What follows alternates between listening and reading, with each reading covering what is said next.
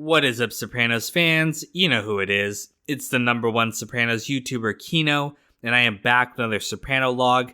Today we're officially starting Season 4. We've passed the halfway point of the series, and today we're going to be looking at the first episode of Season 4, For All Debts Public and Private. Now that phrase is found on US dollars, and of course this episode deals a lot with money and the economy, but it's also the first episode to be filmed after the September 11 terrorist attacks. Now, 9/11 had a huge impact not only on the show, but on America as a whole. And I plan on doing a separate video talking about how 9/11 changed the show, changed the plot and the tone. But in this episode, we're going to see how there's a lot of things that are different after the attacks. And of course, the first thing is that the Twin Towers are no longer featured in the title sequence as Tony is driving from New York. So like a lot of shows, they removed any kind of reference to those in the title sequence. But of course, the attacks will play more of a role within the plot itself in this episode too. So let's jump into it. The episode opens as it always does with each season with Tony going to get his newspaper. There's a song playing, World Destruction, with the lyrics being, the human race is becoming a disgrace. We're just setting up that things are a lot darker now in America and on the show after the terrorist attacks. Christopher comes to drive Tony. He's the driver again, even though it's usually Furio. We see Carmela kind of trying to make herself look pretty when she expects Furio to come over. So we're seeing the hints of her attraction to him, even in this episode. But Christopher feels, picked on by Tony. He doesn't understand why he has to be the driver again now that he's a made guy. He feels he's above that, and he feels like Tony is giving him a hard time. So because of this, Christopher starts using heroin. We've seen him use a lot of drugs already, but he's graduated to this really hardcore drug. And it's funny, he's complaining about how Tony treats him and how he feels like he's always there for Tony. Meanwhile, he's shooting up heroin and not realizing what a liability that's going to make him. But it's funny that we see Christopher doing the heroin, and then we immediately cut to Tony eating ice cream. So that's kind of a jarring image there, and it really suggests that, just like Christopher, Tony has his own addiction to unhealthy things. In this case, food, ice cream, sugar. So we see that Tony has an addictive personality just like Christopher. But Carmela comes to talk to Tony. She's worried about their future. She saw Angie Bonpensiero working at a grocery store. And again, the idea of working, absolutely horrifies Carmela. So she's really worried what would happen to her if Tony gets killed. She talks to him about wanting to do some estate planning. Her cousin is a financial advisor, and she wants to set up some trusts and bonds and stuff like that. Tony's not really interested. He's got money flow problems of his own. And then Carmela warns him that everything comes to an end. They've seen that with 9/11, and it's foreshadowing to, things are not going to end well for anyone on this show. But Tony goes to meet with Junior at the doctor's office. Junior wants more money. He has really high legal fees along with his, cancer treatment. So he's really struggling right now. But Tony's having money problems of his own. He's got 2 kids in private schools, and he doesn't want to give Junior any more money. Tony meets with his capos later and basically tells them he wants to see more growth. He wants them to go create more earners because he really needs more money. And we're seeing the economic decline that happened, after 9/11 and, the war in Iraq. The economy has gone down from last season, and these guys are starting to hurt. We see Tony kind of stashing money away in case of emergencies. He hides it in the floorboards, and then later we see him hiding it in the duck food. Tony meets with Zellman, and Zellman tells him to start buying up property around the Esplanade. They're building more shopping centers and things like that, so a lot of property that was junk before is now going to be worth a lot of money. So Tony sees an opportunity. He knows that Junior has some broken down garage in that area, so he offers to buy it from Junior for $100,000, not telling him that it's really going to be worth, way more than that. So he's really ripping Junior off and, taking advantage of his money problems. But that's what these guys do. They're mobsters. Ralph and Rosalie come over for lunch at the Soprano household. Rosalie is really struggling after the death of Jackie last season. She's all medicated. Ralph goes to the bathroom to do some cocaine, and Janice follows him into there, and they end up hooking up. So we saw last episode in season 3 that Janice is interested in Ralphie because he's a big earner and she's looking for her next meal ticket, which is really gross to think of the two of them together. They're both despicable people, but yeah, it's what it is. Adriana also brings over her friend Danielle, who is actually an undercover FBI agent. So she's getting close to Adriana to get information about the mob. And Adriana brings her over to Tony's house, which is going to be a big problem later on. Meanwhile, Paulie is in prison. In between the last season and this one, he got arrested off screen because they found a gun in his car.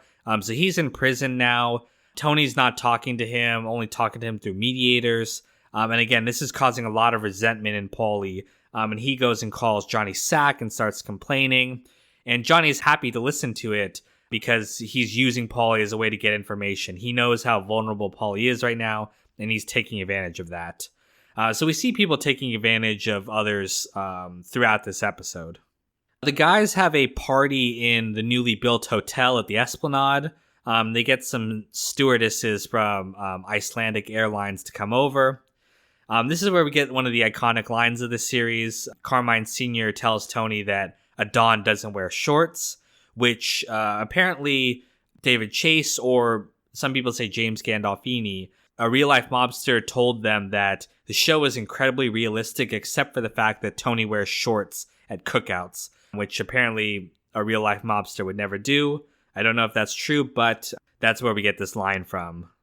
After the party, Tony takes Christopher on a drive. They go to this restaurant, and Tony points out a man and says that that was the man that killed Christopher's father. Now, I did a whole video talking about Christopher's dad, Dickie Moltisanti. He's going to be the main character in the Many Saints of Newark movie, so if you're interested, check that out. But essentially, he was killed when Christopher was a baby, so Christopher never knew him. And the reason Tony, is telling him this is because he wants to groom Christopher to be loyal to him. He tells Melfi later that he's looking to manipulate Christopher into basically being a shield for him to give orders through so that Tony can, not get arrested. So Tony really has an ulterior motive here, just like everyone else in this episode. But Christopher goes and gets revenge, kills this guy. Again, I go into a lot more detail in that other video. I'll link it in the description, so check that out. Christopher tries to make it look like a suicide afterwards, which is just completely ridiculous. I mean, the guy's handcuffed.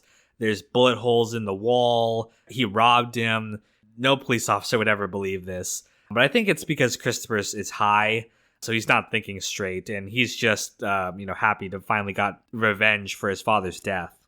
Later, he goes home to see his mom, talks to his mom about his dad, and then leaves the money that he stole from the cop on the refrigerator.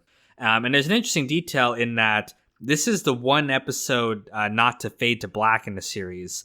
Instead, we hold on the eye in the dollar bill or $20 bill, whatever it is. So it's an interesting design choice that this is the one time they choose to not fade to black and instead hold on an image in the credits. But again, this is tied to, money and the fact that people are watching them. These are all going to be major plot points this season. So yeah, that is For All Debts Public and Private. Definitely a change in the series moving forward, and we're going to see that carry on throughout this season into the last season. A much darker tone after 9/11. But thank you guys so much for watching, and stay tuned for the next Soprano log coming soon. Special shout out to my patrons who made this video happen: Hunter, Tommy Smith, Abdallah Alamari, George Jones, Russell, Sean, Graham Favang, Rooftop, Rico Bellick, Heart of Markness, Broccoli, Isaiah, and Placenta One. You guys rock.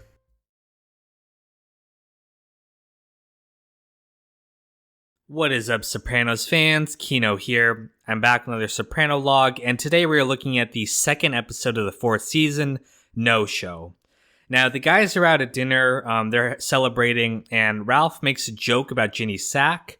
For the sake of respecting John, I'm not going to repeat the filthy remark here. No, I'm just kidding. He said that she's having a 95-pound mole taken off her ass. And, this joke goes over well, it makes everyone laugh. But of course, we're going to see this become a really big issue, no pun intended. coming up soon. But after the dinner, there's a sit down to discuss some no-show jobs. Paulie is in prison and he's looking to get some jobs on the Esplanade for his people. Eventually, it's decided that Ralph will hand over 5 jobs. 2 of them are no-show jobs, which means that the guys who have those don't even need to come in. They just get paid for doing nothing.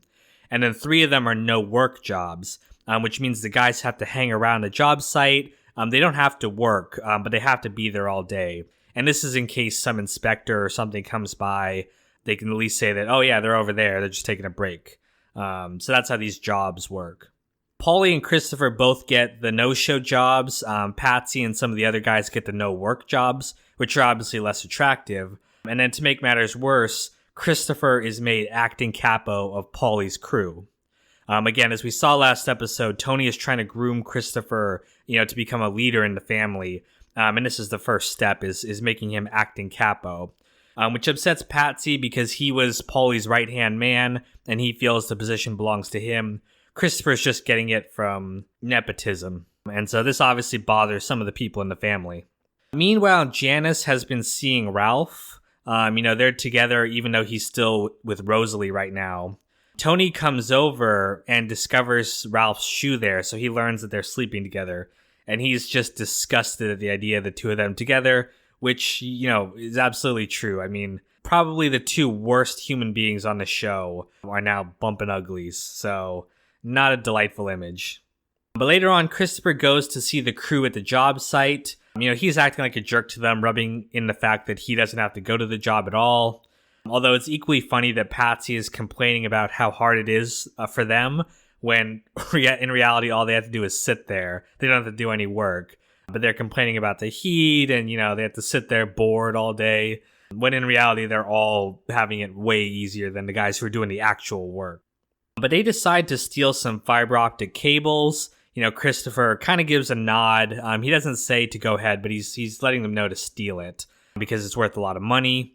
But when Tony learns about this, he gets really pissed at Christopher. They don't want to draw heat to this $250 million job that they're all making money on, just to steal some fiber optic cables. So he chastises Christopher for that.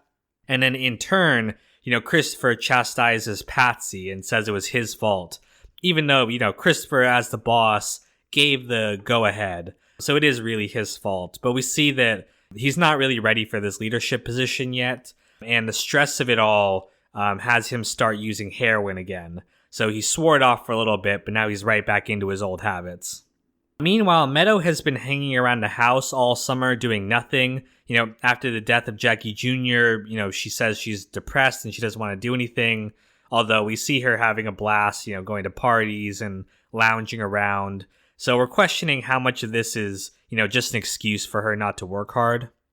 But Meadow shocks her parents when she tells them that she wants to go to Europe for a year and stop going to school. Tony and Carmela obviously don't like this idea. They don't want her to throw away her education. So they try to talk her out of going, and they forced her to go see a psychologist that Dr. Melfi recommended. However, this psychologist is a whack job. She's asking, if Tony and them molested them, even though Meadow didn't bring up anything like that. But the psychologist recommends that she takes the year off and maybe even goes to school in Europe, which obviously that idea really infuriates Tony and Carmela. Later, Patsy's talking to Silvio, complaining about Christopher. And then Silvio tells Patsy to go steal something else from the job site. He says that he'll back him up, and Patsy ends up stealing some floor tiles. Christopher is furious when he learns this. He gave a direct order to Patsy not to steal anything, and this kind of flouts his authority. So he goes down to the job site and makes a scene. They almost get into a fight, but they end up walking away. And then Patsy beats up some poor civilian for just, being there. But we can see that tensions are rising in Paulie's crew over Christopher's leadership. Tony and Carmela talk to Meadow after her therapy session. They get into a real big argument over her going, and it leads into an argument about Tony's role in the mafia and if Meadow blames him or not for Jackie's death, which of course, Tony does feel guilty because in a way he did order Jackie's death. I mean, not just from, allowing him to get involved in bad things, but literally he manipulated Ralph into killing him, basically. So Meadow threatens to run off to Europe and she runs out of the house. And so they're worried that, she might have just gone off on her own. But later we see that she actually just went back to Columbia and is trying to register for her classes. Most of her classes are already taken, but she gets into a philosophy class. It's about morality and society. And of course, this is going to lead into her, changing her career path from wanting to be a doctor to wanting to be a lawyer. So we'll see that play out over the next seasons. Later on, Silvio goes to Tony to talk about what happened at the job site. It was his order to steal that stuff. And, Tony's seeing, why Silvio did that, if he's, trying to, test Tony and see what his reaction would be, and remind him of who are his most loyal people. Is it Christopher or is it people like Silvio, who have always been there for him? So we're seeing a little bit of tension between the two of these two. Although, Silvio knows his place and he hands over the money from the job. So it kind of smooths things over between the two of them. And then the last kind of storyline happening in this episode is Adriana and Danielle continue to bond. Adriana ends up telling her about something she's never told anyone else, that she might not be able to have kids. And so Christopher obviously really wants kids, and she hasn't even told him. She's scared to tell him. So we can see how much Adriana trusts Danielle. Later on, Danielle hangs out with her and Christopher at the club. They're in the back room drinking, doing drugs. And then Christopher makes a move on Danielle. He puts his hand on her leg. She freaks out and runs away. But Christopher blames Danielle for making the move to Adriana. Obviously, to kind of smooth things over, he says that Danielle was hitting on him. And Adriana, being the naive girl she is, believes him. So she doesn't want to see Danielle anymore. She thinks that she was trying to steal her man. So with the undercover operation a bust, they decide to just go ahead and bring Adriana in. So they show up one day and take her to the headquarters and let her know that, she's going to be placed under arrest unless she agrees to provide information on the family. And this causes her to, puke. She even pukes on the FBI agents themselves. She's just so overwhelmed with this information. But yeah, we're seeing the horrible position that Adriana has been put in by the FBI that took advantage of her, by Christopher for lying to her. She is just a really innocent person, and now she's being placed in this impossible position that if she works with the FBI, she's probably going to die. And then if she doesn't work with the FBI, they're going to find out that she brought an undercover agent to Tony's house, then that will probably get her killed. So it's a hard decision either way. But we'll see how that plays out in future episodes. And thank you guys so much for watching this Sopranolog. I want to give a special shout out to my patrons who made this video happen. Hunter, Tommy Smith, Abdal Alamari, George Jones, Russell, Sean, Graham Favang, Rooftop, Rico Bellick, Heart of Markness, Broccoli, Isaiah, Placenta Juan, and Logan. You guys are incredible.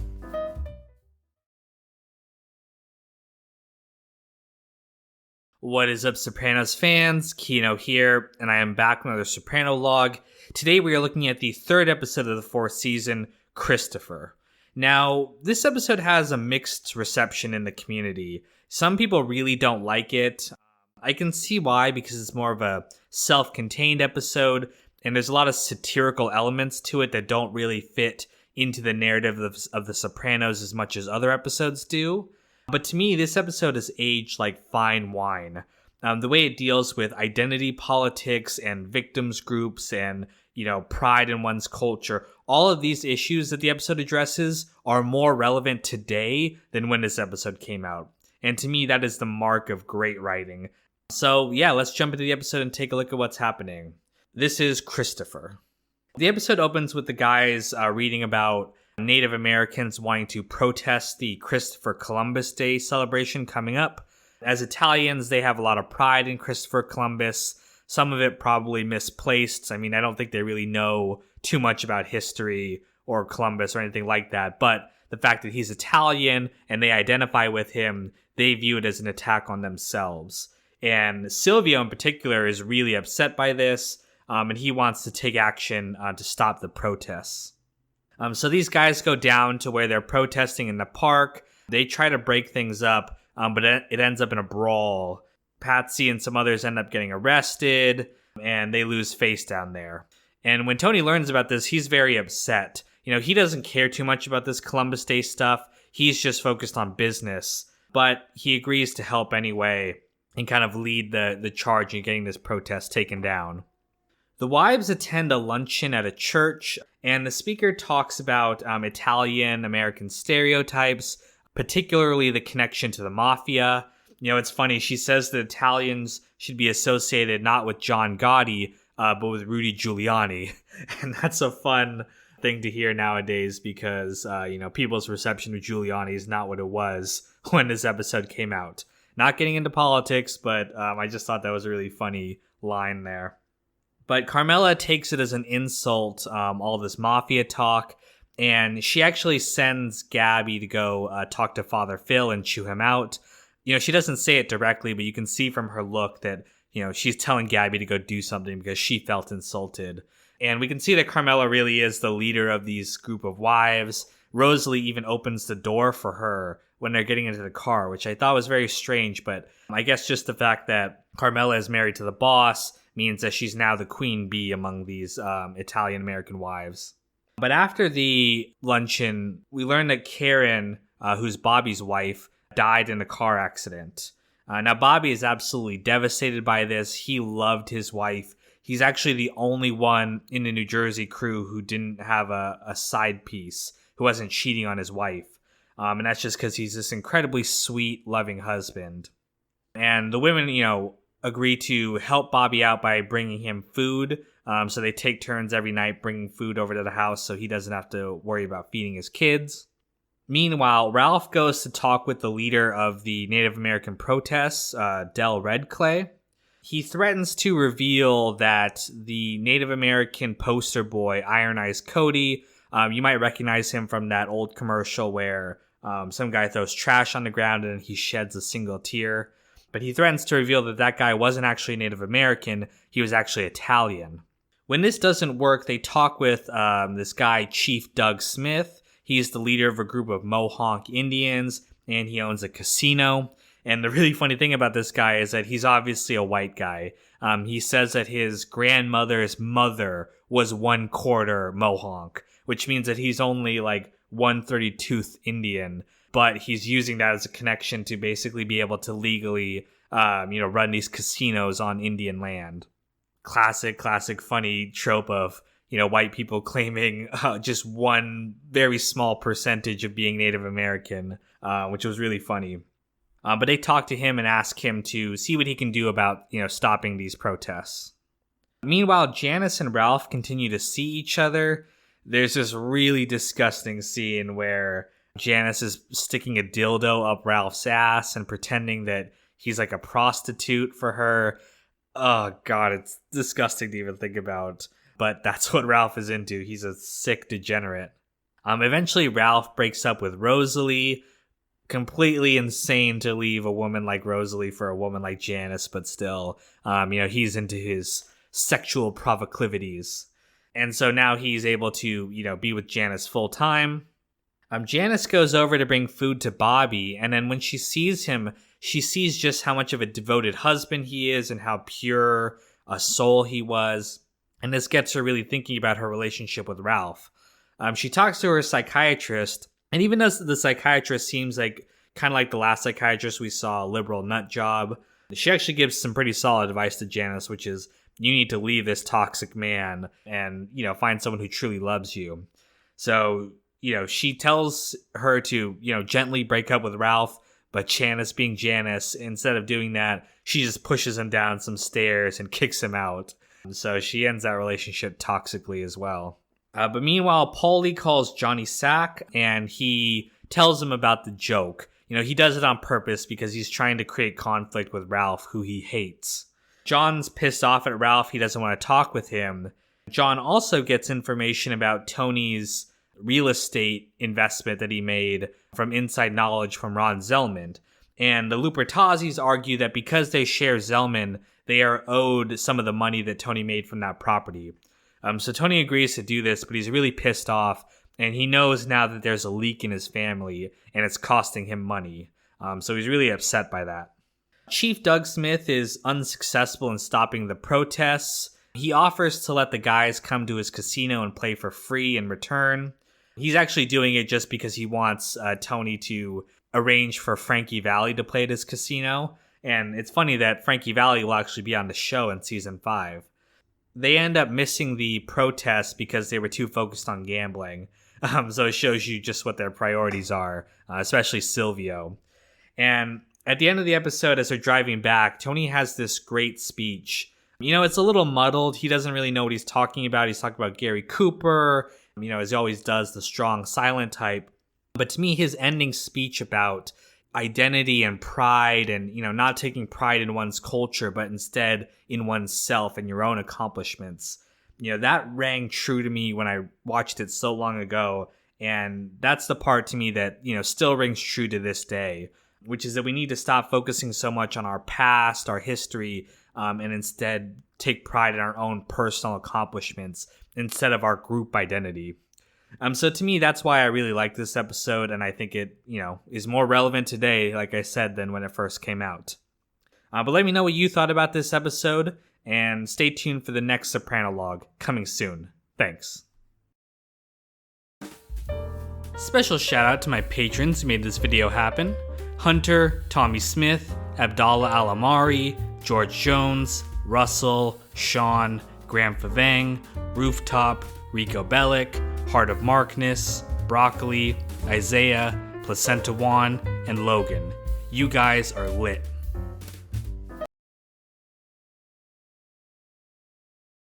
What is up, Sopranos fans? Kino here. I'm back with another Sopranolog, and today we're looking at the 4th episode of the 4th season, The Wait. Now, this episode actually marks the halfway point of the entire series, so I just wanted to thank you guys real quick for continuing to watch this, and I hope you'll stick with me through the other half of the series. It only gets better from here. But this episode really revolves around, as the title would suggest, the joke that Ralph made about Ginny's sack. In the episode No Show, he made a joke about Ginny having a 95-pound mole taken off her ass. And John learned about this through Paulie, and he's incredibly pissed off about it. He's at a bar, and he sees one of Ralph's men there laughing. Now, he doesn't know what the kid is laughing about, but he thinks it's about the joke. So when the guy goes outside, he just beats the shit out of him and kicks him, and ends up pissing on him too. He ends up sending the kid to the hospital, and when Tony learns about this, he goes down to confront John.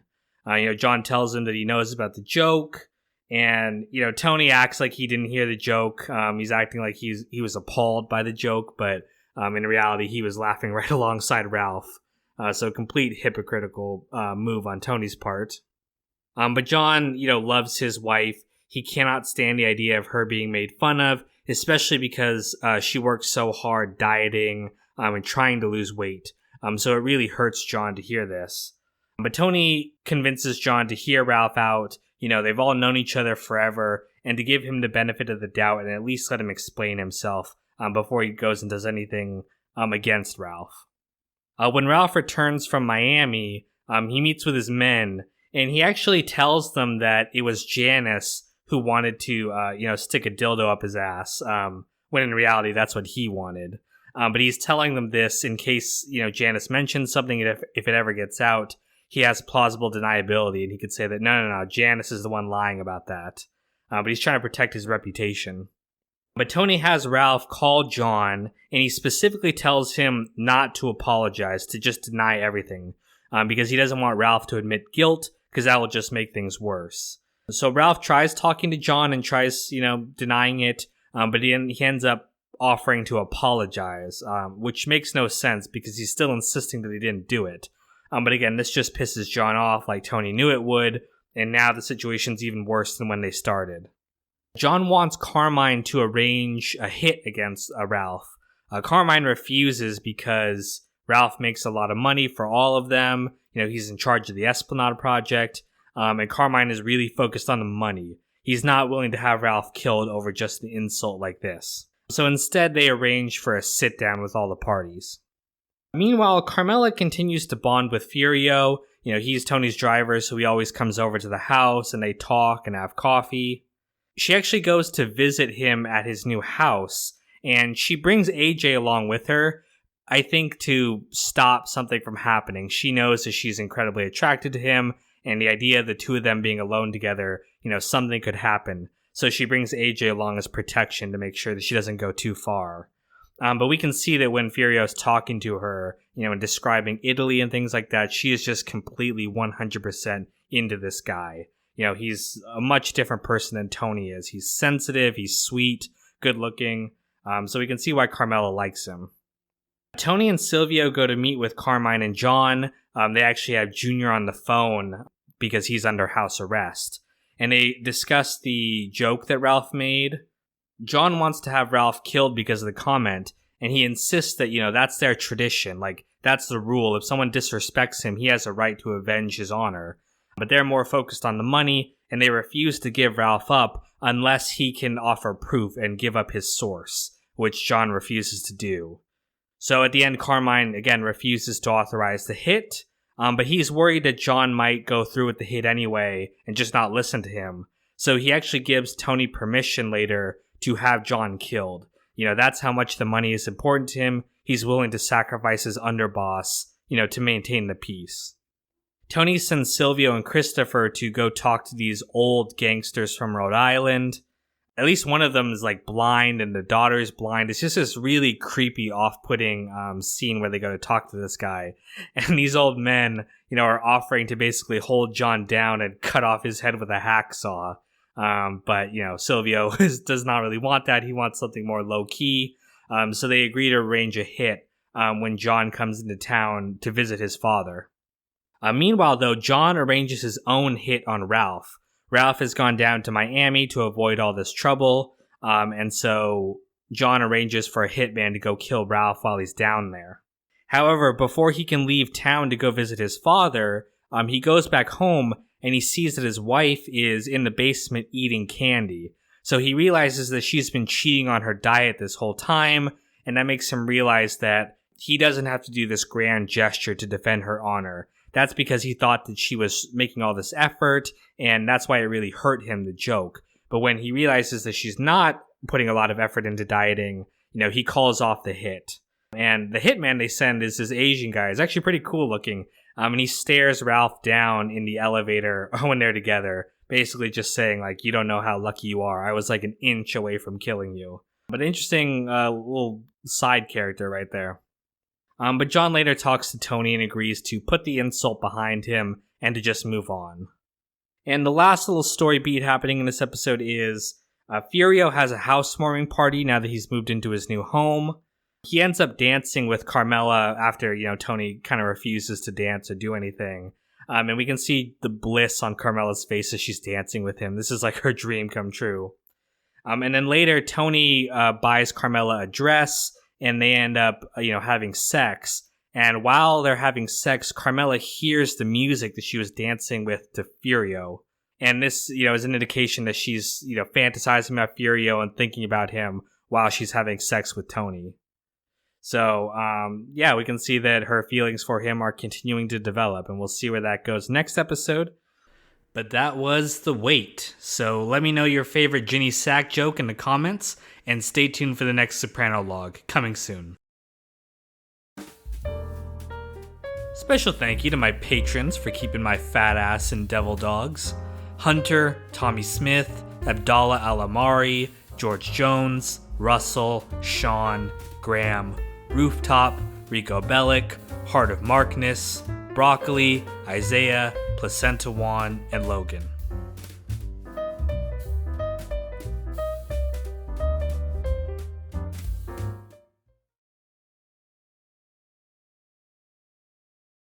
What is up, Sopranos fans? Kino here, and I am back with another Soprano log. Today we are looking at the 5th episode of the 4th season, Pi Oh My. Now, the title of this episode comes from the fact that Ralph bought a horse from Hesh named Pi Oh My. It's a racehorse, and the racehorse actually lost the previous race. Tony suggests that instead of going to the front of the race immediately, they hold the horse back until the very end and then try to shoot ahead. And this strategy ends up proving to be a success. They win the race. Ralph wins a lot of money, and he gives some of the money to Tony in appreciation for his strategy. So they're all very happy that the horse won. Meanwhile, Adriana continues to be pressured to inform on the mob by the FBI. They go to a meeting And they actually inform her that she's going to be working with a new agent. And she's actually sad that Danielle or Deborah is leaving. I think it's a case of, she's familiar with Danielle, and even though she feels betrayed by her, she still feels more comfortable with her because, they shared so much stuff over the time they knew each other. But she's growing increasingly paranoid that they're going to figure out that she's an informant. She tries to avoid going over to Tony's or interacting with him in any way. And she doesn't like the fact that the mobsters are hanging around her club and using her office. One, because they don't pay for anything and they're disruptive. But also, again, she just doesn't want to get caught. And also, she doesn't want to know more information that she now has to turn over to the FBI. She talks to Christopher actually about them, leaving the life and maybe moving away to California. But he refuses. He's really devoted to Tony right now because of the fact that Tony told him about his father's killer. And also, he's continuing to use drugs. So, we can see that, he's not really stable right now either. He's got the drug thing going on, as well as the increased responsibility that Tony gave him. Meanwhile, though, Janice has broken up with Ralph, and she decides that she wants Bobby for herself. She's his neighbor, so she sees his house, and she sees that Jojo Palmese, who is the widow of Mikey Palmese, going over there to bring food. And she interrupts and goes over there herself to, make sure that they're not getting too close. It's pretty obvious that Jojo wants Bobby as well. Now that she has no husband, she's looking for her next, husband. And Janice can't let that happen. So she ends up taking the food that Jojo gave Bobby and giving it to Uncle Junior instead, just to make sure that Bobby doesn't enjoy anything from Jojo. But while she's over there, she learns that, Bobby was supposed to do something for Uncle Junior. It's a union issue, and that he's losing Junior's trust because he's so focused on his own grief. Now, Janice can't let that happen. She wants Bobby to be an earner, to be an important member of the mob, if she's going to marry him eventually. So she talks to Bobby and tells him that, he needs to get his act together, he needs to get back to work, or else he risks losing everything he's worked all these years for. So this manages to get Bobby out of his slump. He goes and meets with this union delegate and threatens him into voting for the person that they want him to vote for. And this brings him back into Junior's good graces. And when he's talking to Junior, Junior actually warns him against Janice. He says that, the food that Janice has been bringing isn't her own food. She's a terrible cook. But Bobby doesn't believe him. He thinks he's just being negative. And this is going to turn out to be a mistake for him because, he should have listened to Uncle Junior. Uncle Junior knows Janice and knows what a terrible person she is. But meanwhile, Carmela wants Tony to put aside money in a trust for the family. She's really worried about what will happen if he's ever killed or arrested, and she wants the family to be taken care of so that she doesn't have to work. Tony talks with his accountant, the guy named Ginsberg, and Ginsberg warns him against signing a irrevocable trust because in case that Carmela divorces Tony, which is definitely a possibility, she'll still get the money. It's irrevocable. So Tony refuses to sign the trust, which really pisses Carmela off. And he also refuses to invest in stocks for them until it's too late. So we can see that they're fighting right now about the financial situation. Meanwhile, Pio Mai continues to win races, but Tony demands a greater and greater share of the winnings. He even starts to refer to the horse as their horse. So we can see Tony's kind of claiming ownership over Ralph's investment. Even though Tony's not paying for anything, Ralph has to pay for everything.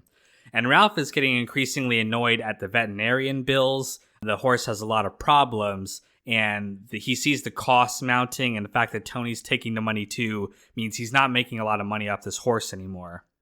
And one night there's a storm, and it's raining pretty heavily, and the horse gets sick. But the vet refuses to treat the horse until Ralph pays him. And, Ralph has had enough of this, so he refuses to pay, and instead tells them to contact Tony.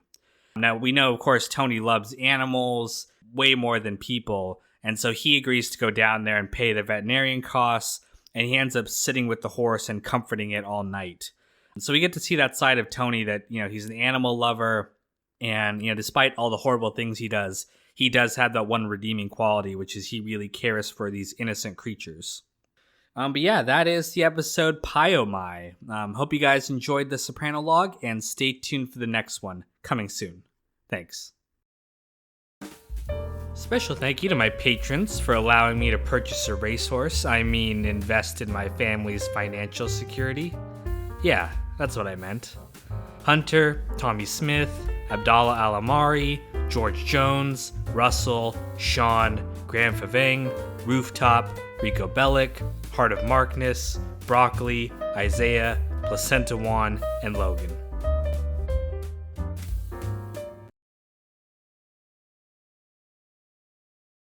What is up, Sopranos fans? Kino here, and I am back with another Soprano log. Today we're looking at the 6th episode of the 4th season, Everybody Hurts.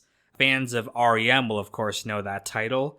And this episode was written by Michael Imperioli and directed by Steve Buscemi, so pretty interesting combination there.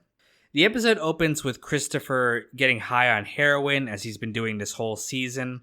Tony calls him up and tells him to meet him in 20 minutes. And of course, Christopher being high, this is really difficult for him. But he manages to show up, although Tony does notice that something's wrong with him. He's visibly stoned, but he says to Tony that he was just drinking some wine, and Tony ends up believing him.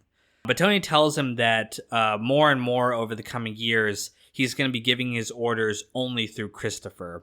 This is a way to insulate himself from, illegal activities, and then it's a bump up for Christopher because he'll be kind of the second in command of the family under Tony. So Chris is very honored by this, although when Tony says that he's going to lead the family into the 21st century, Christopher says they're already in the 21st century. Classic, he's stoned and, his mind's not working properly. But Tony ends up not, really noticing the drug addiction just yet.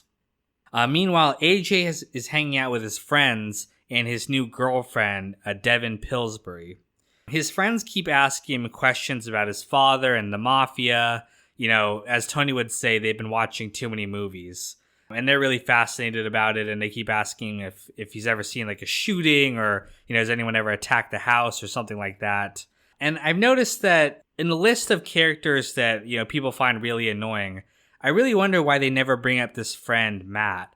This guy is a dweeb, and he's pretty annoying too. So it's pretty funny that he's never brought up amongst the list of most annoying characters on the show.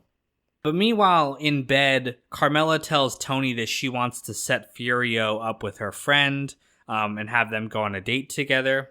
And she also casually mentions that she learned that Gloria Trillo committed suicide.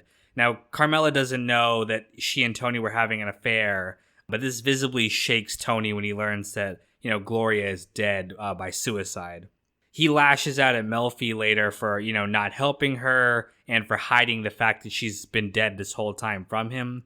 But really, he blames himself, for not being there for her, and he thinks the suicide is his fault. He has a dream later about his guilt and her death. Meanwhile, Artie is asked by his hostess's brother to loan him $50,000. They're planning on, selling this new alcohol in America, Armagnac. They think it's going to be the next big thing. Artie, of course, doesn't have that kind of money, but he wants to make a little bit of profit, so he goes to Ralph to try to get the loan so that he can in turn give it to this guy. But Ralph declines the loan because he knows that, if Artie doesn't pay him back, he's not going to be able to do anything to him because he's Tony's friend. Meanwhile, Tony sets out to prove that he's not a toxic person. He does nice things for people. He takes Janice out to dinner and, tells her that he's supportive of her relationship with Bobby. Later, he signs the living trust for Carmela, not the irrevocable trust that she wanted originally, but the living trust, so that way that if they get divorced, he still doesn't have to pay. So it's not the nicest thing in the world to do, but it still makes her happy. He ends up getting Cousin Brian some new suits. And lastly, the most important thing he does is he agrees to loan Artie the $50K at a very low interest rate. Again, he's doing all this to kind of prove to himself that he's a good person so that he doesn't have to feel guilty about, Gloria's death. Meanwhile, AJ and his friend Matt go to Devin's house. They pull up and they see it's this giant compound with servants, this giant mansion. And AJ learns that she is insanely rich, way richer than his family. And he's actually uncomfortable with this. he's not comfortable dating a girl who has more money than he does. And we're given the impression that this is really the first time he's ever encountered someone who has more money than his family does. And at the end of the episode, he's left wondering, why his family isn't as rich as the movies would have people believe. But I gotta say, AJ is pretty dumb. He's got this very hot girlfriend who's very rich, and he's basically throwing it all away for his own ego. So as if there was any more reason to look down on AJ, this is another one. But John Philippe has been ducking Artie. The due date for the payback has come and gone, and he hasn't paid Artie yet. Artie goes to confront him and learns that the venture has fallen through. The deal is a bust, and this guy does not have the money to pay Artie back the $50K. Artie ends up attacking him, but John Philippe ends up kicking his ass and ripping his earring out and throwing him out of the apartment. So Artie is left, with nothing. He's a total failure, and overwhelmed by all his setbacks. He drinks some alcohol and takes some sleeping pills. He calls Tony, who manages to, call 911 and get him to the hospital in time before he dies. And in the hospital, Tony agrees to, forgive the debt, and instead he'll collect the debt that this guy owes, and he'll wipe the tab that he owes Artie in return. Artie suggests that Tony knew that this was going to go down this way. He could sense that, he was going to make a profit off of all this. And Tony is really infuriated by this because, again, he's been trying to feel like a good person this whole episode, and he's confronted by the fact that he kind of preyed on Artie and used it to his own advantage. So he tells Artie to never mention this again to him and storms out. Later, Tony, Carmela, Brian and his wife, and Furio and his new date go to a Billy Joel concert, and then they get dinner afterwards. Furio and his date are getting along really well, but Carmela is not too happy about this, even though she set them up. She was trying to kind of live vicariously through this girl dating Furio. She is uncomfortable seeing him with another woman happy because she's in love with him. But Brian praises Tony at the table for being, a great friend and a great guy. And this seems to, make Tony pretty happy. Later, he says that, he's going to donate to the suicide hotline in Gloria's name and, walk away from this and move on. So yeah, that was Everybody Hurts. A very interesting episode. I think the combination of, Michael Imperioli as a writer and Steve Buscemi produced a very interesting episode with a lot of great emotional beats. So thank you guys so much for watching, and stay tuned for the next Sopranolog coming soon. Special thank you to my patrons for reminding me every day that I'm not a toxic person. Hunter, Tommy Smith, Abdallah Alamari, George Jones, Russell, Sean, Graham, Rooftop, Rico Bellick, Heart of Markness, Broccoli, Isaiah, Placenta Juan, and Logan.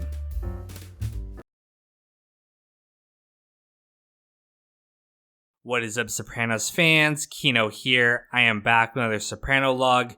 Today we're looking at the 7th episode of the 4th season, Watching Too Much Television. I feel like that's a personal attack against me. But in this episode, Paulie is released from prison. They have a big welcoming party for him at the Bing. Tony ends up giving him some money, although Paulie being Paulie, he complains that he didn't get enough support from Tony while he's in prison, acting completely ungrateful to the fact that Tony just gave him some money, and he's pretty much, messing his relationship with Tony up even more than it already is. After the party, they're all hungover, so Tony takes Brian and Ralph out to breakfast. And while they're there, Brian explains the scam that he learned about to defraud the HUD organization. It's the Housing Urban Development. It's a government institution that, in part, backs loans for, minorities and other organizations to buy houses. And he explains that the scam involves, buying some really shitty houses, selling them to a nonprofit organization who in turn doesn't make the payments. So they essentially scam the American taxpayers out of the mortgage and keep the profits. They decide that they want to go through with this scam. They meet with this guy, Maurice Tiffin, who owns a nonprofit, and they enlist him to basically buy these shitty houses at inflated value from them.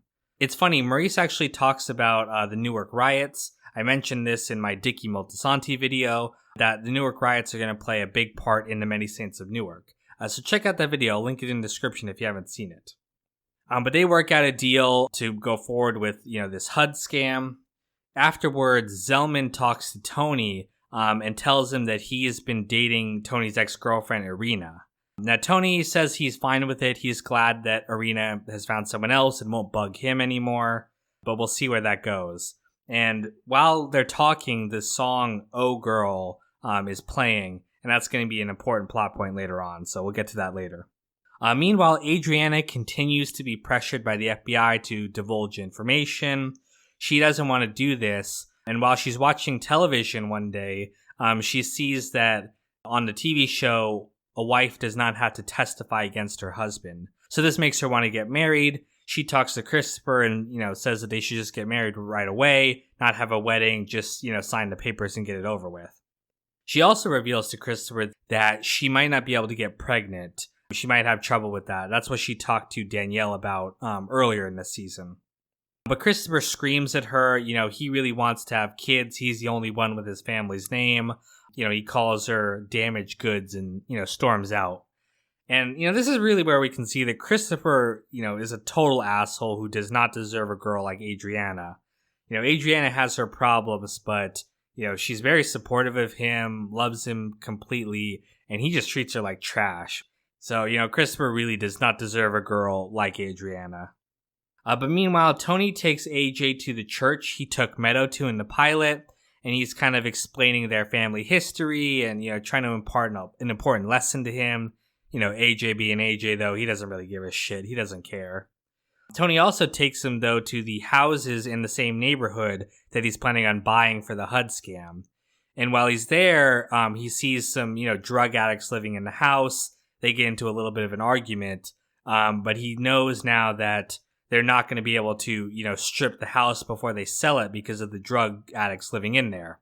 But he wants, the copper pipes and stuff in the house to make even more money. So he tells Zellman to clear them out of there.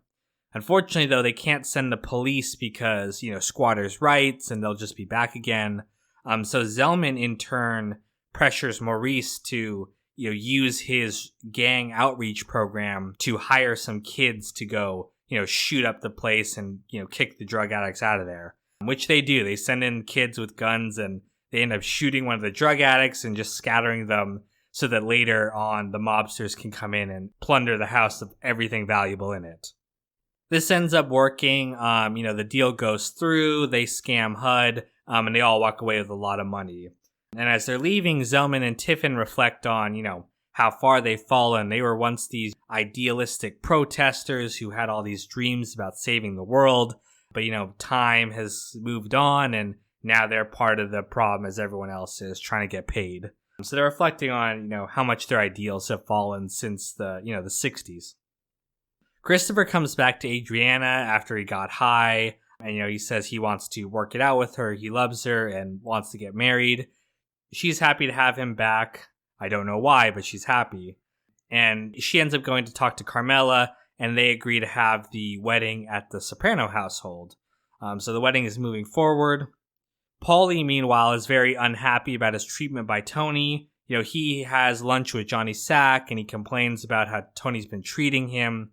And he inadvertently reveals the HUD scam to Johnny Sack again, revealing information about Tony making money with Zellman behind New York's back. So this is, of course, going to be a problem. And this is, of course, what Johnny Sack was trying to do by cultivating a friendship with Paulie.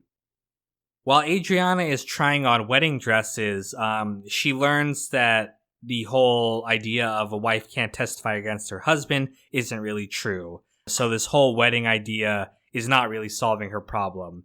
And later on at her bridal shower, as she's opening gifts, we can see just how unhappy she is because she knows that, this is not going to resolve anything. She's still in immediate danger from being a rat.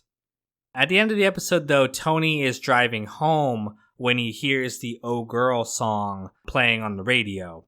And of course, this reminds him of Irina. He said he was fine with it, but we can see him getting emotional and missing her.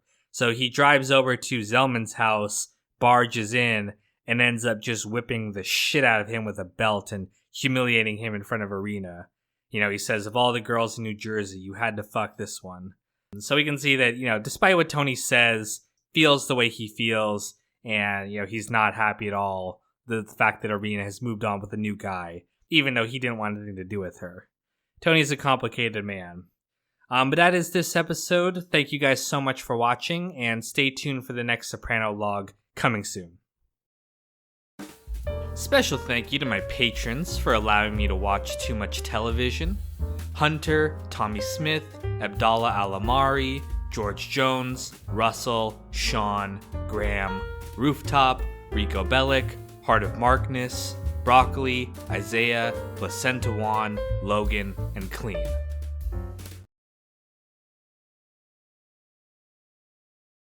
What is up, Sopranos fans? Kino here. I am back with another Soprano log, and today we're looking at the 8th episode of the 4th season, Mergers and Acquisitions. Whenever I hear mergers and acquisitions, I always think about American Psycho, probably one of the best movies ever made and one of my personal favorites. I might even do a review of that movie someday. Let me know if that's something you guys would be interested in. But in this episode, Furio's father is dying of cancer. Furio goes back to Italy for his father's funeral, and while he's there, he talks to his uncle and explains to him that he's in love with the boss's wife, Carmela. The uncle tells him to, never act on this. Tony will have him killed if he ever learns about this, and that the only way they could ever be together is if Furio kills Tony. And when he says this, he's saying it like it can never happen. It's unrealistic. But you can see Furio thinking about maybe he will kill Tony to be with Carmela. That's how much he's in love with her. So we'll see how that plays out in future episodes. But back in the States, Tony is having new shoes put on Pyomai. Again, he's pretty much taken over control of the horse from Ralphie.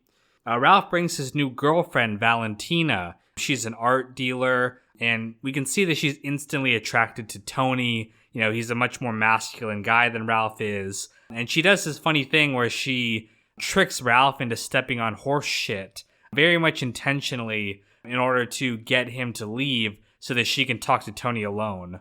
And she gives him her card and says that if he ever wants to buy some art, he can call her. But we can see that this is a pretense for her hooking up with him. Meanwhile, Carmela wants to be more involved with the money like she always does. Tony has signed some, living trusts and things like that. But she still, feels excluded from the money situation. Even cousin Brian, who is now Tony's friend, has begun hiding things from her, because Tony wants it that way. Meanwhile, Paulie moves his mother into Green Grove. It's a very expensive nursing home, and his mother, Nucci, actually has some friends there, Cookie and Minnie Matrone. Now, these old ladies tell Paulie that the mother cannot hang out with them because they have a closed group, a very tight group, and they are not opening the books, so to speak, to any new members right now.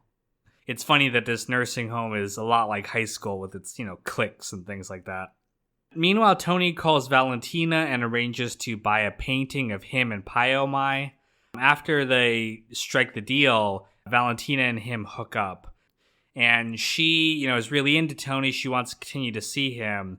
But he refuses because, she's dating Ralph. And more so than just honor, he's just grossed out by the idea of sleeping with a woman that Ralph has also slept with. That's how much he's disgusted by Ralph. Paulie goes to talk with Cookie's son, Chucky. He's the principal of a high school. And Paulie asks him to talk to his mother about including his mother with the group. When they continue to ignore her, however, he sends Benny and little Paulie to go, break this guy's arm as a warning to convince his mother to let Nucci into the group. Eventually, Chucky and his wife, sit down with Cookie and tell her that, if she does not let Nucci into the group, they're going to move her into a less nice retirement community. So she agrees, and, Nucci's going to be a part of that group.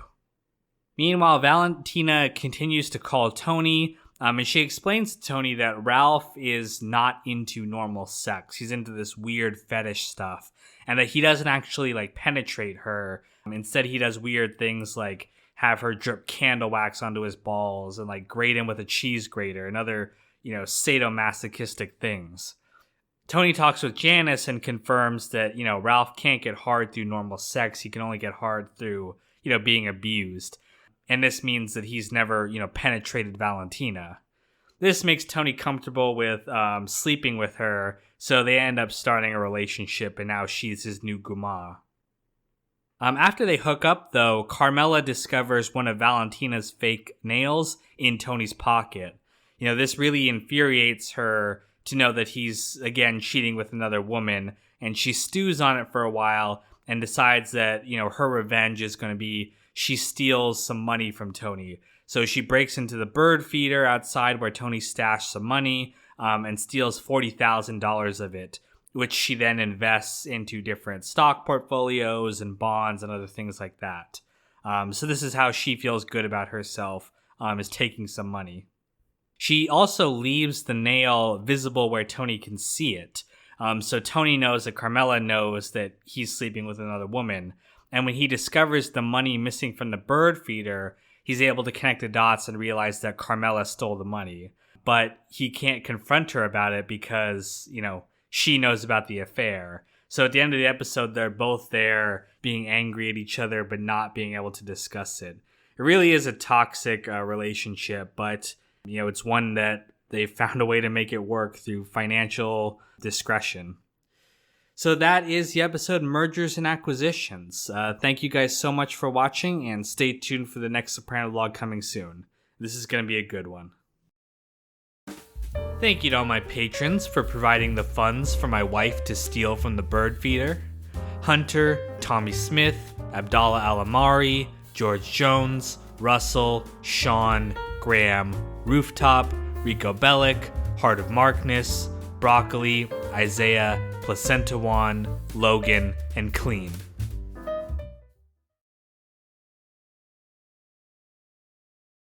What is up, Sopranos fans? Kino here. I am back with another Sopranolog. Today we're looking at the 9th episode of the 4th season, Whoever Did This. Now this episode is probably the most season finale-esque episode of the series that isn't actually a season finale. But it really feels like it with all the things going on in this episode. So let's dive into it. Ralph is discussing the Ginny Sack joke with his crew, and he realizes that it was probably Paulie who told Johnny Sack. Paulie really resents how successful Ralph is and how important he is to Tony, and he realizes that Paulie was probably the one who was trying to undermine him with Johnny Sack. He decides to get back at Paulie by prank calling his mother, Nucci. So he calls up the Green Grove retirement community, and he invents this story. He pretends to be a police officer and says that Paulie was caught, sucking a Cub Scout's dick in a bathroom. And all this bullshit about him having a rodent up his ass. So this obviously really upsets Nucci to hear this. And, the guys are just dying as he's doing this. It's so funny to them. But meanwhile, Junior is at his trial. He's leaving to go to the early bird special because, of course, he's an old man. And as he's leaving, he gets hit in the head with a boom microphone. He ends up falling down the courtroom steps. And so he ends up in the hospital, and he starts showing signs of dementia.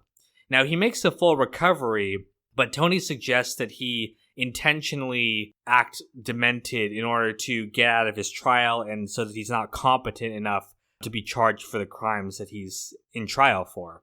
They end up hiring Svetlana to provide a in-home nurse to kind of bolster the story and the credibility that he's not competent.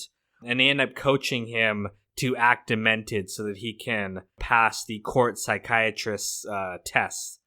But meanwhile, Ralph's son Justin is playing with a bow and arrow with a friend of his. He ends up getting shot with an arrow and ends up losing consciousness and loses oxygen to the brain. So he's suffering from brain damage right now. Tony and Carmela go to see and visit Ralph in the hospital. Ralph gets into a big argument with his ex-wife and his ex-wife's husband. And Tony has to basically pin him down and tell him to, calm down. And it's funny, we actually see some lines of dialogue from him that are taken directly from the song Sympathy for the Devil by the Rolling Stones. He says, please allow me to introduce myself. Later, when he's talking with Father Phil mentions Jesus' moment of doubt and pain.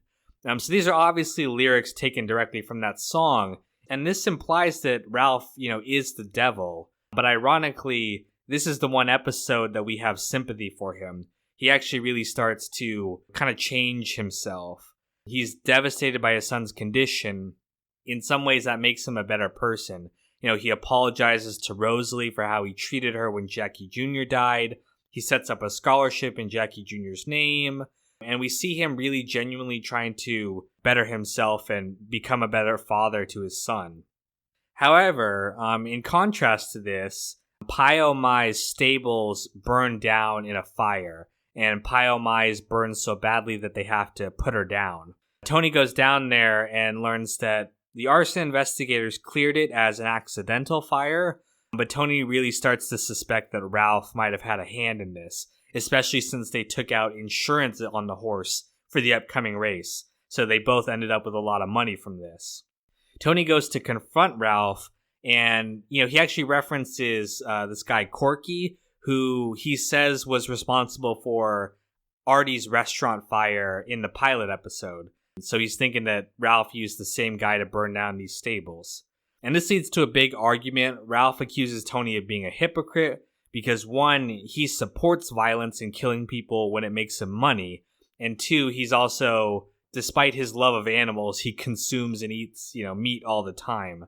And, he insults Tony, calls him fat, and this leads to a physical confrontation. They end up really going at it, destroying the kitchen, really attacking each other. And then finally, Tony pins him down onto the ground and bashes his head into the floor. And as he's doing it, he's saying, she was a beautiful, innocent creature. What'd she ever do to you? Fans have suggested that this, he's talking about Tracy as much as he's talking about Pio Mai. And I think that's part of it. But the horse is definitely, I think, the number one thing for Tony, because Tony really loves animals. He's much more concerned with animals' well-being than he is with people. So the horse really, bothered him that the horse was killed. Tony calls Christopher after he's done to, come help him dispose of Ralph. Christopher shows up high, and Tony can tell. He even does this funny thing when he's trying to light a cigarette, he blocks the wind even though he's indoors. So we can see just how high on heroin Christopher really is. But they cut up Ralph and end up, disposing of his body. They bury it in Mikey Palmice's father's farm. So it's funny they brought him back as well. But they go back to the Bing to wash up afterwards. Tony passes out. And then when he wakes up, Christopher's gone. And he kind of wanders around the Bing alone looking for him. And he actually stumbles upon a picture of Tracy. So again, he is reminded of, Ralph's role in her death. And in some ways, she's been avenged by Tony in this case. But Tony ends up leaving through the doors, and then we hear a song that's actually a cover of the harmonica riff from Once Upon a Time in the West. If you had to pin me down and have me say what's the best movie of all time, I probably would say Once Upon a Time in the West. I genuinely think it's a perfect movie, and you can 100% expect a review from that coming one day. But this ending, is very, strange. It's very off. Tony's just alone, wandering, and we're getting an eerie sense as he's in the Bing. And so I think on some level, Christopher left because he's worried that Tony might kill him too. He's a drug addict and he's a liability. And then Tony said that Christopher was the only one who knew about Ralph's death. So Christopher's probably thinking, he might want to get rid of me too. But on the other hand, I think we're really seeing, just how alone Tony is. He's slowly, killing and driving everyone close to him away. So we can see just, where his life is headed. This is kind of the beginning of the end for him. But definitely one hell of an episode. Like I said, so many things happen that you would typically think would happen in a season finale. And this is happening at almost the midway point of this season. But interesting that Ralph got some sympathy towards the end here. He really is probably the worst piece of shit on this show. But right as he's about to go out, they actually redeem him a little bit. Whereas most characters they kill on this show, like Richie, they make him look really bad right before they die, so their killing is justified. But thank you guys so much for watching this episode, and stay tuned for the next Soprano log coming soon. Whoever did this, support my channel in these videos, I just want to say thank you. Hunter, Tommy Smith, Abdallah Alamari, George Jones, Russell, Sean, Graham, Rooftop, Rico Bellic, Heart of Markness, Broccoli, Isaiah, Placenta One, Logan, and Clean.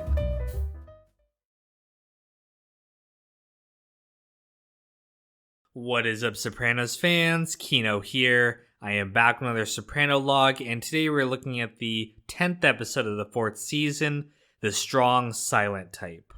Now, it's been a week since Ralph disappeared, quote unquote. Tony pretends that he doesn't know where Ralph is at. He even tries calling the home and checking in with him, but he's not getting any answer. But the guys are becoming suspicious, especially of Tony. They think Tony had Ralph killed, and this really worries them because if Ralph can get killed over, basically nothing in their book, like killing a horse, it means that none of them are safe. Tony can kind of kill them on a whim. Later, Johnny Sack confronts Tony and says that he knows about the HUD scam with Zellman. Just like before, he demands that they cut New York in for some of the money. Tony refuses because, it's his scam. He doesn't want to hand any of the money over. And later on, he uses this as an excuse. He says that it was New York that had Ralph killed because of the HUD scam, when in reality, of course, Tony's just deflecting blame onto them. And he's basically lying through his teeth.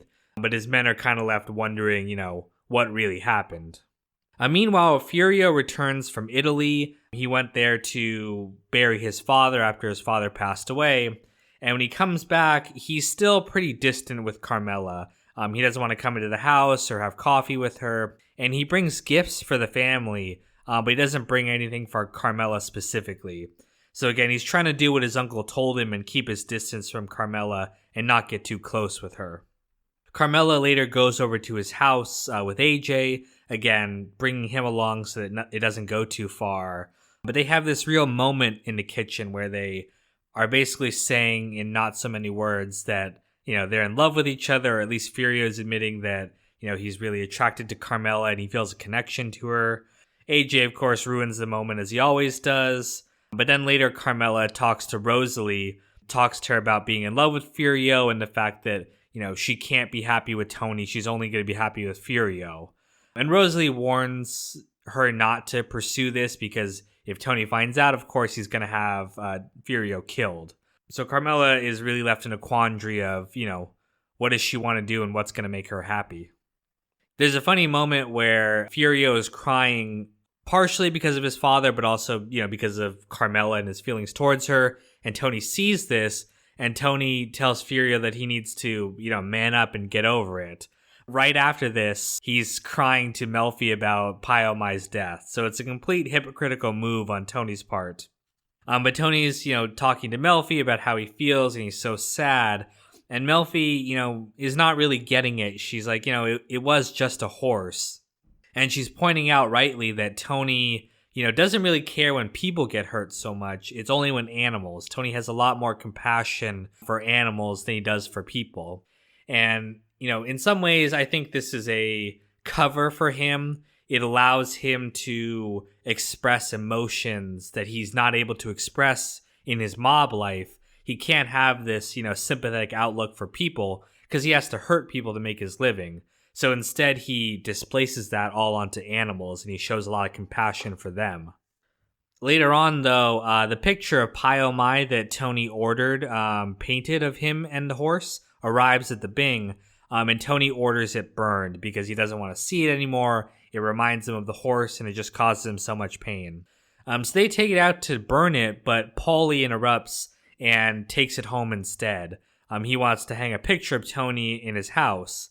And now the portrait is damaged a little bit from the flame, so Paulie has it taken to an artist and has him paint over the painting and paint Tony in like these revolutionary general Napoleon type clothes. So it's a really funny image to see Tony in that getup with the horse, but Paulie's really proud of it and he puts it up in the house. But we can see, the eyes of Tony in the painting watching Paulie, so we can see that this is going to lead to a confrontation between the two of them. That's what that's kind of signaling. Later, though, Christopher, continues to do heroin as he's been doing this whole season. And he actually sits on Cosette, the little dog that they have, and suffocates it, breaks her neck. And then when Adriana gets home and sees that the dog is dead, she's, greatly upset by this. She loved that dog, and this is kind of the last straw for her. Especially afterwards when Christopher goes to buy drugs again and he gets carjacked and he gets beat up, they really start to worry about Christopher. Adriana suggests that, he go into rehab, and Christopher, hits her for suggesting this, beats her, and then takes the money from her purse as if to add insult to injury, and uses the money to go get high some more. She goes to Tony and tells him what happened. She's debating even leaving him, but Tony says, they're going to handle it as a family rather than, go outside the family. He goes to talk to Junior about what to do, and Junior suggests killing him. He says that Christopher is a liability, and, if the feds get him in this condition, he might flip because he's so fucked up over the drugs. And as I pointed out in my Dicky Moltisanti video, this might be what happened to his father. They might have had him killed on purpose because he was a drug addict too. So go check out that video if you haven't seen it. But Tony decides not to have Christopher killed. Instead, he decides to have an intervention. They get this guy, Dominic, who is kind of an associate, a mobster a little bit. He did time in prison, and while he was in there, he went into AA, and now he, is qualified to run this intervention that they want to have. So he stresses to the group that it's supposed to be non-judgmental, and it's all about caring for Christopher. But when they get into the intervention, it quickly devolves into exactly that. They end up attacking Christopher personally. They're judgmental. Tony is fixated on the fact that he killed a dog, and he keeps interrupting and can't let that go. And it becomes one of the most hilarious black comedy scenes of the entire series. And it escalates to the point where Christopher insults Tony, and then they just end up kicking the shit out of him and beating him up. So, yeah, it didn't really end up as the non-confrontational approach that the guy wanted. But when Christopher's in the hospital, Tony talks to him and tells him that the only reason he's not dead is because he's Tony's cousin, and he's forcing him to go to rehab. So Christopher ends up checking into rehab and is hopefully going to get over his addiction there. Meanwhile, Tony goes to see Junior again. He's asleep upstairs, but he ends up talking with Svetlana.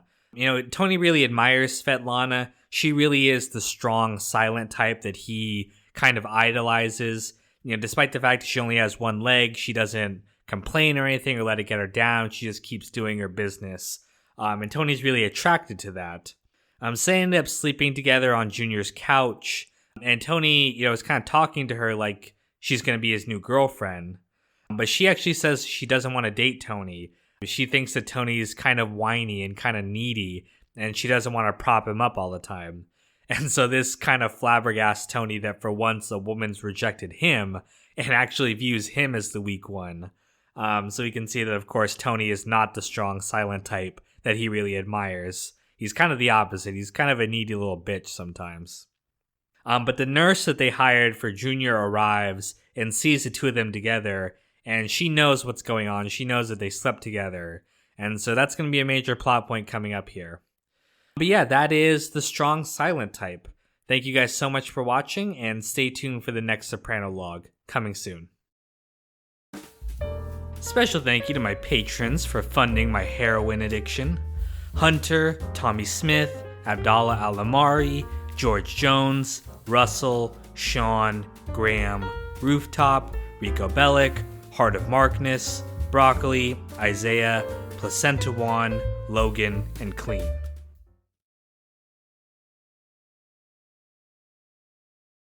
What is up, Sopranos fans? Kino here, and I am back with another Sopranolog. Today we're looking at the 11th episode of the 4th season, Calling All Cars. Now, the episode opens with Tony having a very strange and surreal dream. He dreams that he's in the car with Carmela driving, Ralph in the front, and Gloria in the back with him, who transforms into Svetlana at the end. And he also sees a caterpillar on Ralph's head that transforms into a butterfly. He talks to Melfi about the dream, and she kind of probes him for the meaning of the dream, as she always does. She suggests that it means that he wants to get things squared with Carmela, all the things that happened with Gloria, Ralph, and Svetlana. But Tony rejects the interpretation, and he's really getting annoyed with therapy. It seems like it's always a case of, it might be this, it might be that, and he's not really seeing any real results anymore. Later on, he talks to her about the fact that Svetlana broke up with him, or in this case, refused to go out with him because she thought he was high maintenance and needy, and he really starts to blame the therapy for that. So he finally decides that he doesn't want to do therapy anymore. He's not getting any real results out of it, and he decides to just leave once and for all for good. Meanwhile, Bobby continues to visit and talk with his dead wife. He even brings a cake to her on their anniversary and buries the cake at her grave. Janice, of course, being interested in Bobby, wants him to move on from the wife and move on to her. So she's not happy with, him continuing to go to the grave and visit, but she can't really say anything directly, or else she's going to come off heartless and, manipulative. The Baccaliaries go over to the Soprano house for dinner. Bobby Jr., looks up to AJ, really thinks he's cool and wants to hang out with him. But AJ, being AJ, doesn't want to have anything to do with Bobby. He just wants to hang out with his girlfriend. So when Carmela makes AJ, entertain Bobby Jr. and Sophia, he decides to have fun and do the Ouija board and do the seance to contact their dead mother. And he pulls a prank where he, turns off the lights and scares them with, a wet sponge. And they leave the house, terrified and thinking that they're haunted by a ghost. Janice uses this opportunity to scare the kids even more. She goes online on AOL and directs them to find a Ouija board that she hid in their house. Really, really despicable act. Probably the lowest Janice has ever been, scaring these two innocent kids in order to get closer to their dad. But she uses it to make Bobby think that he's the problem. So Bobby thinks that because he's talking with Karen all the time, the kids think that they can contact Karen too. So he blames himself and decides that, it's time to move on and it's time to stop, feeling connected to his dead wife. And to kind of seal the deal, Janice basically forces him to, eat the last ziti that Karen made. So this was kind of the last thing that he was holding on to for her, and now that's gone, and now Janice can move in there and take over. Now, there's this interesting detail where in the last scene they have together, they're having dinner and they're having wine, and you can see the wine glass move, and it looks like, it moved on its own, that nothing, caused it. And some people think that, this might be Karen's ghost moving the wine glass. It does kind of connect with the theme of ghosts and the supernatural elements that we have going on in this episode with the dreams. But to be honest, it could also be Janice just moving the table mat underneath the wine glass. We don't see one of her hands, so she might be just moving it, on her own. Can't say for certain either way, but some fans think that that is part of the supernatural elements of The Sopranos. Meanwhile, New York wants 40% of Tony's HUD scam. They reiterate that because Zellman had a hand in it, they are entitled to some of the profit that Tony makes. When he refuses to give in to their demands, they decide to rough up his appraiser, and they threaten to start their own operation to compete with Tony's. Tony decides to reach out to Carmine's son, Little Carmine, who lives in Florida. He's not really involved in the New York affairs, but they're thinking that he might be able to negotiate on their behalf. Tony thinks that Paulie might be the link. He's starting to realize that, it might be Paulie with all his grievances lately that's feeding information to Johnny Sack. So he actually refuses to, tell Paulie about the trip or have him involved in any of their business. And we do see Johnny Sack talking to Paulie about this whole ordeal, and he even suggests that New York might take Tony out. And Paulie decides not to go against this, but he even offers himself as a replacement. He's like, whoever's in charge, if it's me or whoever, I'll always foster goodwill with New York. So we do see Paulie, kind of betraying Tony in this case, and he isn't really trustworthy this season. But Tony goes down to Florida, meets with Little Carmine. This is the first time we're introduced to this character. I did a whole video about, Little Carmine and, his motivations and everything like that. Go ahead and check that out. But Little Carmine agrees to talk to his father and try to convince him to, be reasonable in regards to the HUD demands. And the very last little scene that we have here, Tony has this very strange dream. he again sees Ralph for only a brief moment, but the rest of the dream is him as this Italian immigrant construction worker going to this very old-fashioned house to do a job, and he sees this shadowy woman in the doorway. If you haven't seen my coma dream video, check that out. But I analyze, what this dream means in the larger context of The Sopranos, and I do think that the shadowy figure is his mother, and it kind of represents death and him heading closer and closer with each episode to that death. But that is this episode. Thank you guys so much for watching, and stay tuned for the next Soprano log coming soon. Thank you to all my patrons for allowing me to build a chateau that will even out show versus sales. Hunter, Tommy Smith, Abdallah Alamari, George Jones, Russell, Sean, Graham, Rooftop, Rico Bellic, Heart of Markness, Broccoli, Isaiah, Placenta Juan, Logan, and Clean.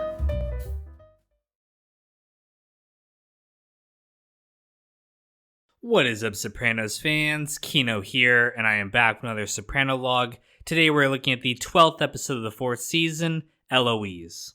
Now, little Carmine returns to New York to talk with his dad about the HUD dispute that he's having with Tony Soprano. He starts to convince him to, maybe go easy and not demand the full 40%.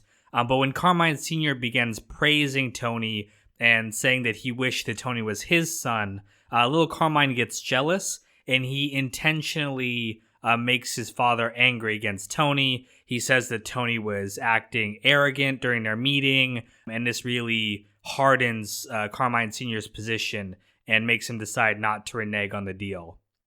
When Johnny Sack talks to Tony and tells him that, again, they're not backing down from the 40%, Tony decides that his next move has to be retaliation, so he has Carmine's restaurant trashed.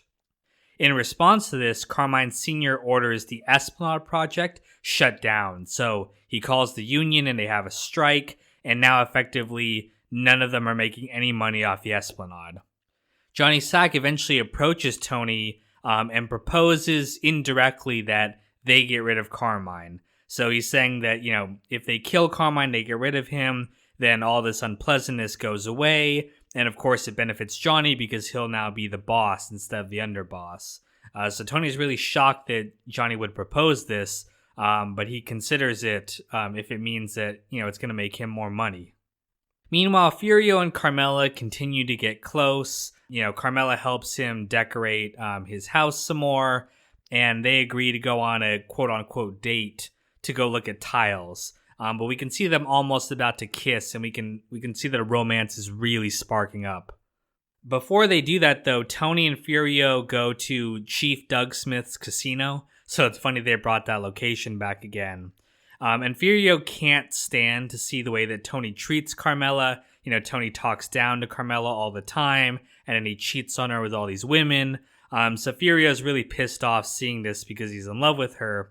And when they're nearby a helicopter that's going to take them home, Furio sees that he could very easily, push Tony into the propeller blades and kill him. And he almost does it. He's almost possessed. And he thinks this is one chance to get rid of Tony. He stops himself before he does it, though. But the thought that he was going to kill Tony makes him realize that, he can't stay here. His love for Carmela is too deep, and it's going to lead to, this murder. So he decides to go back to Italy. So he just leaves in the middle of the night without telling anyone. Tony's pissed off to lose one of his key guys, but Carmela's absolutely devastated that, this person she loves is now gone from her life. Meanwhile, Paulie talks to Silvio, who tells him that Tony is really starting to doubt his loyalty. He's not contributing as much money as he used to, and all the problems that Tony has with him, last season. And the thought that he might be a rat now means that Paulie has really fallen out of favor with Tony. Paulie responds really negatively to this, though. He doesn't want to hear that news. He doesn't accept any responsibility.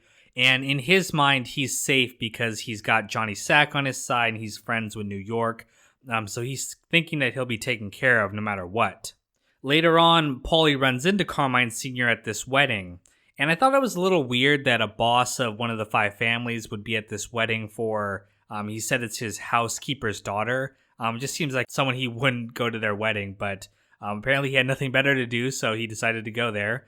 And Paulie runs into him and, tries talking to him, but he realizes that Carmine has no idea who he is. And he realizes that Johnny Sack played him for a fool. So now he's in really big danger because he doesn't have New York on his side, and now Tony is not happy with him. He's not safe right now.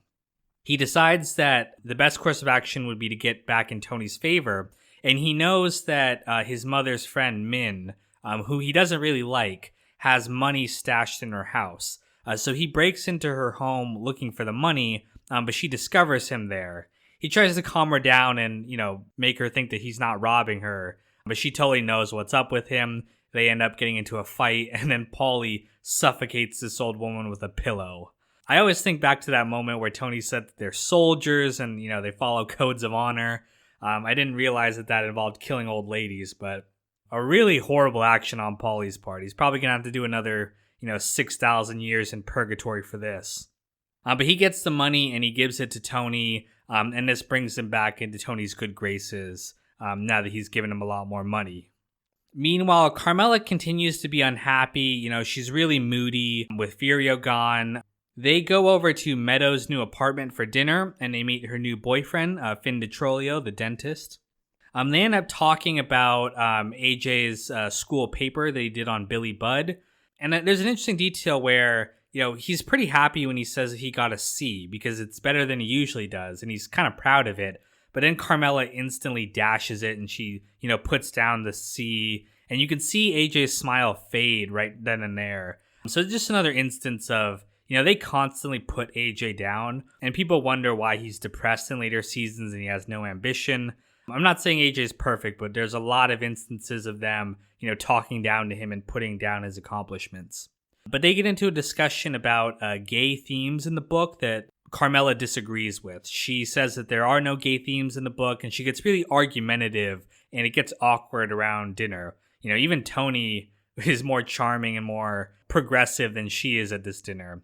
And the reason for that is the same reason she gets into an argument later on with Meadow when they're at Meadow's birthday lunch. They go to the plaza and they have tea underneath the portrait of Eloise. It's their tradition that we learned about in season 1, and that's where the title of this episode comes from.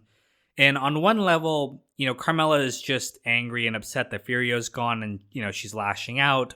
But on another hand, she's really resentful of Meadow. She wants Meadow to be successful and she wants her to be independent. But at the same time, she's also really jealous of Meadow's independence and the fact that she is not tied to a man like Carmela is. So we can see that their relationship is very complex and nuanced. I really like it. On the one hand, she is proud of her daughter and wants the best for her, but also resents her for that success that she can't attain, or at least she's not willing to do the things that Meadow's doing. So a really interesting relationship between the two of them that we can see play out in this episode. But yeah, that is the episode Eloise. Thank you guys so much for watching, and we're coming up on the season finale. This is going to be a good one, so make sure you guys stay tuned for that. Thanks. New York wants 40% of my patrons across the board starting now. Hunter, Tommy Smith, Adala Alamari, George Jones, Russell, Sean, Graham, Rooftop, Rico Bellic, Heart of Markness, Broccoli, Isaiah, Placenta Juan, Logan, and Clean.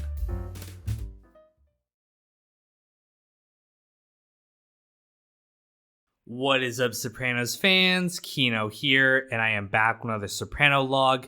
Today we're looking at the Season 4 finale, Whitecaps. One of the best episodes, not only of The Sopranos, but just television history. And I am so excited to review it with you guys. Real quick before we get started, I have an announcement to make. And don't worry, this isn't the usual begging for money that I do at the end of each season. Although if you do want to support the channel, you can go to my Patreon link below. No, I've got good news and bad news. The bad news is that unfortunately the Many Saints of Newark has been delayed again. It's now coming out on Friday, October 1st, 1 week later than we were thinking. It sucks that this movie has been delayed again for a third time, especially since I'm so looking forward to reviewing it with you guys. But I do have some good news that will hopefully lighten the blow. I have something special planned for September. Now, the final season of The Sopranos has 21 episodes. So, in order to lead into the movie, I'm going to do a new Soprano log every single day in September.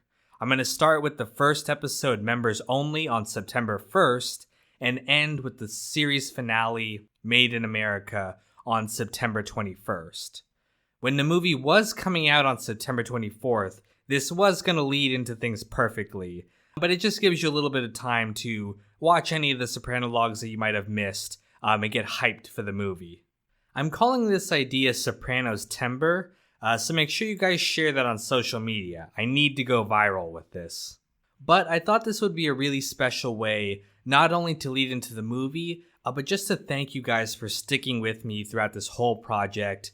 When I first decided to review every single Sopranos episode, I didn't even know if I was going to be able to finish it before the film came out. And I had no idea that, your reaction to this would be so positive, that you guys would enjoy the videos and keep watching them week after week. So thank you guys so much. This is for you, and I cannot wait to finish this series with you guys. Hopefully everything works out and neither HBO or YouTube fucks with me and prevents any of my uploads. But if everything goes smoothly, there'll be a new video every single day in September. So get ready for that coming up. But without further ado, let's get into the episode. This is Whitecaps. Tony takes Carmela down to the shore to see a house, and he proposes they buy this house. It's called Whitecaps, as a gift for the family. It'll be something that they can go to for family vacations and keep the family close together. For once, Tony is actually, thinking about, being close with his family.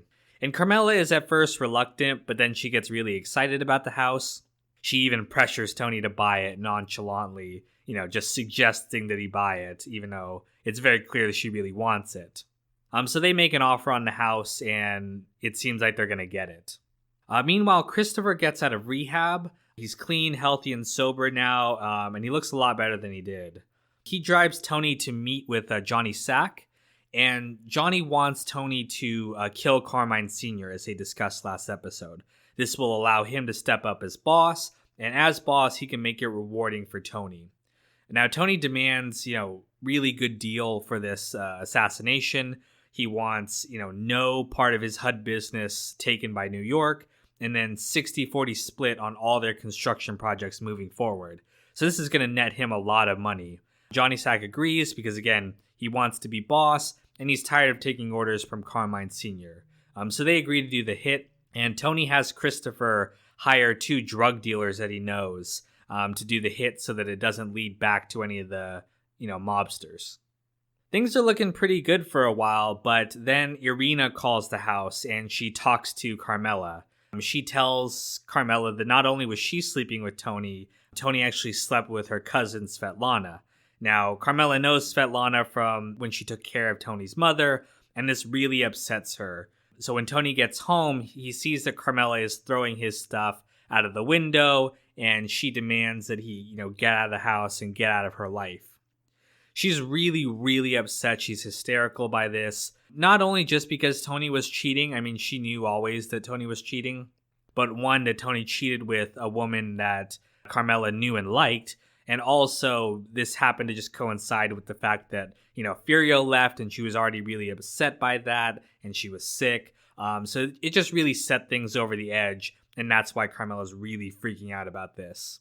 There's a funny detail where she says that, she put the nail that she found in Tony's pants on the dresser. And she now thinks that the nail is from Svetlana. And you can see on Tony's face that he's about to say that, no, that wasn't from Svetlana. But he realizes that by saying that, he'd be admitting that he was sleeping with another woman on top of Svetlana. So it's actually worse than Carmela thinks, so he can't say anything. But that look on his face is just really funny. Tony leaves the house and goes to confront Irina. He finds Svetlana there. She tells him that the nurse that saw him sleep with her at Junior's house told Irina to get back at Svetlana because they had a dispute over her paycheck. Irina called the house because she broke up with Zellman. After Tony beat Zellman with the belt, he couldn't get it up with her anymore because he felt weak. So it led to their breakup. So it's really funny that, these actions that Tony does always come back to haunt him, even in ways he didn't expect. He shouldn't have beat Zellman like that. One, because they're business partners, but then also two, it kept Irina out of his life. So he invited this danger back in by doing this. But Tony just really can't control himself when it comes to these kind of things. With nowhere to go, Tony sleeps at the Whitecaps' house. The owner, a guy named Alan Sappinsley, tells Tony that he can't stay there until he owns the place. But Tony decides that he doesn't want to buy the house anymore because it's looking like, he might even get divorced with Carmela. Alan, however, refuses to give the deposit back. Some fans have noticed a similarity in the initials Alan Sappinsley and Anthony Soprano, suggesting that these two characters, really are the same type of person. They're both business, captain of industry types, but Tony's on one side of the law and Alan is a lawyer on the other side of the law, but they're both, looking out for their business interests. In order to force him to basically hand the deposit back, Tony sends his boat down there with his speakers, and he plays loud music in front of this guy's house. And it basically annoys them to the point where he has no choice but to agree to return the deposit. Meanwhile, Carmine Sr. agrees to settle in the HUD dispute. At the meeting, he demands 20% instead of the 40% he wanted originally. But Tony looks at Johnny Sack, and Johnny Sack gives a signal. He lowers his eyes, and I think this is a signal to Tony that Carmine will go lower. They reach a conclusion though at this negotiation, and the Esplanade project is brought back, so they're gonna start making money again. With no conflict though to motivate him, Tony decides to back out of the agreement with John. Johnny Sack is really pissed off by this because, he doesn't want to take orders from Carmine anymore. He's pissed off at how Carmine treated him over the comments about his wife, Ginny. And he leaves angry. And there's this tension between Tony and John at the end of this episode. Tony later has Christopher kill the two drug dealers that he hired for this job because he never wants this information to get out. And there's an interesting detail, which is that one of the drug dealers mentions that not to tell his girlfriend or wife or whatever, ex-wife, about the money that they were going to earn off this deal because, she'll be looking for child support money. And the woman's name is Kaisha. That's later the name of the imaginary black girlfriend that Christopher tells Tony in the episode Kaisha. So funny detail there. Tony moves into the pool house at his house. He can't stay in the main house with Carmela there, so he moves into there. He and Carmela get into this really big argument. It's one of the best scenes in this show, one of the best pieces of acting. James Gandolfini and Edie Falco both won Emmys for this performance. But they both argue about, what led them to this point. Tony says that Carmela knew what kind of man he was when she married him. Carmela finally admits that, she's been in love with Furio this whole time. And when Tony hears this, he almost hits her. He rushes her and he's about to hit her, but instead he puts his fist in the wall. And instead he ends up using his mother's line. He says, "Oh, poor you." So again, he always comes back to that eventually, that we can see the shadow of the mother still hanging over Tony's life like this, making him a miserable person. At Junior's trial, they are unable to reach a verdict because the guys intimidated one of the jurors and he refuses to convict him. Eventually, this ends in a mistrial and Junior is set free. But he's still, broke and powerless, so he's not too happy at the end of the episode. He's just gotten out of one conflict, but he still has a lot more on the horizon. He sees Bobby being romantic with Janice, though. He's dancing with her. And then he makes up an excuse to get Bobby to, leave Janice right there. Because he's trying to protect Bobby from Janice. He knows what kind of person she is, and he doesn't want him involved with her. He said this before to Bobby, but Bobby has not taken the advice. But he should. At the end of the episode, though, Tony decides to move out from the house. He thinks it's no good, the conflict between the two of them living there.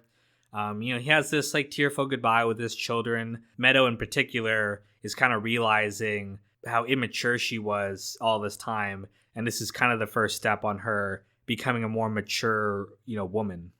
But that is the episode Whitecaps. Really one of the best. But thank you guys so much for watching. It really means so much to me that you guys watch season after season of these Soprano logs, and I'm really excited about these Sopranos Timber coming up. I hope you guys are excited. Make sure to share that info. I want to get a lot of watchers this season, but stay tuned for that coming up soon. Thanks. No joke this time, I seriously just want to thank my patrons for supporting me and helping me to continue to make these videos for you all to enjoy.